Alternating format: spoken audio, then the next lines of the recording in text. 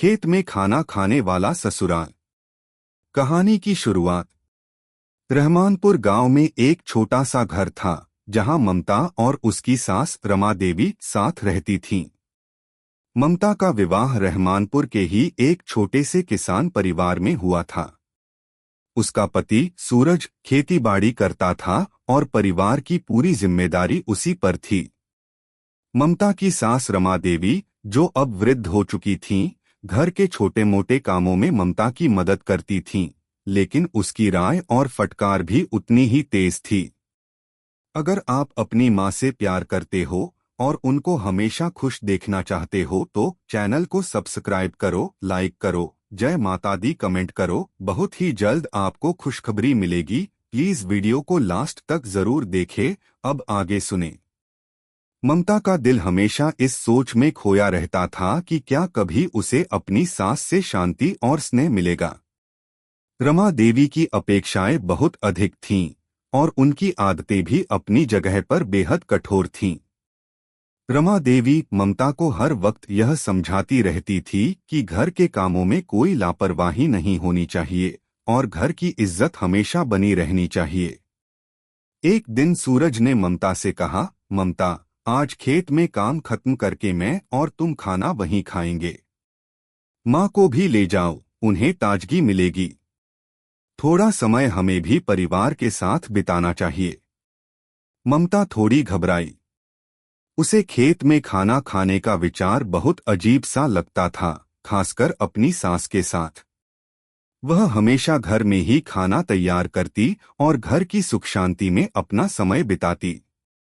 लेकिन सूरज के कहने पर उसने सोचा कि शायद यह एक अच्छा अवसर होगा अपनी सास के साथ समय बिताने का। खेत में पहला कदम। ममता और रमा देवी साथ में खेत की ओर चल पड़ी। सूरज पहले ही काम खत्म कर चुका था और खेत के एक कोने में छोटी सी चाय की टेबल पर बैठा था। सूरज ने देखा कि ममता और उसकी माँ धीरे धीरे खेत में प्रवेश कर रही हैं, तो उसने खुश होकर कहा, माँ देखिए, मैंने आपका पसंदीदा पकवान तैयार किया है। अब यहाँ खेत में बैठकर खाइए, आपको अच्छा लगेगा। रमा देवी थोड़ी चौंकी और फिर मुस्कुराते हुए बोली, तुम तो हमेशा कुछ न कुछ नया ही करते हो सूरज। खेत में खाना, यह तो हमारे पारंपरिक तरीकों से हटकर है, पर क्या करें, इस नए जमाने में नई नई बातें हो रही हैं। ममता को यह सब सुनकर थोड़ा अजीब लगा, लेकिन फिर भी उसने चुपके से देखा और खुद को इस नए माहौल में ढालने की कोशिश की।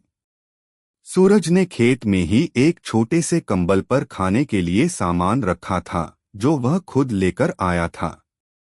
रमा देवी और ममता दोनों बैठ गईं। सूरज ने कहा, माँ ममता, आज हम सब मिलकर खेत में खाना खाएंगे। यह समय हमारे रिश्तों को मजबूत बनाने का है। खेत का वातावरण, ताजगी और सूरज की बातें सुनकर ममता को कुछ राहत महसूस हुई।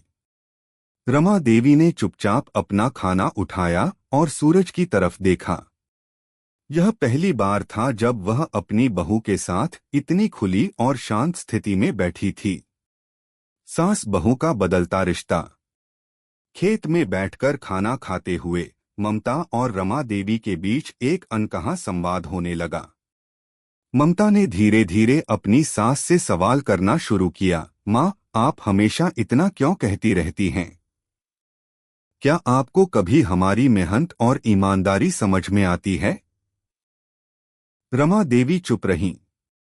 फिर वह धीरे से बोली, तुम्हारी मेहनत और ईमानदारी मुझे समझ आती है बेटा, पर कभी कभी हमारी पुरानी परंपराएं भी तो बहुत जरूरी होती हैं।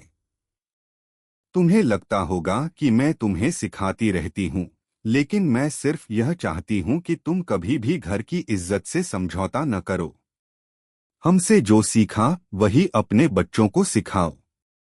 ममता को यह बातें समझ में आ रही थीं, लेकिन एक नया रास्ता बनने की कोशिश भी थी।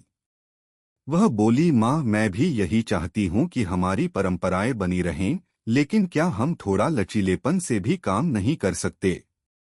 क्या हमारी जिंदगी में थोड़ा सा आनंद नहीं हो सकता?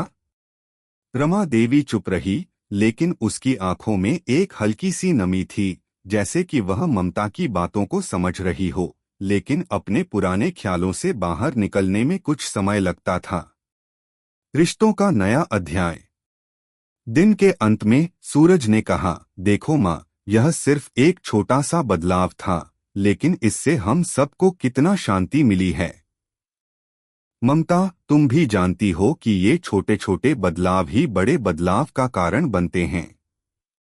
अब देखो, आज खेत में खाना खाने से हमारी सारी दुनिया थोड़ी अलग हुई है, थोड़ी खुशहाल हुई है।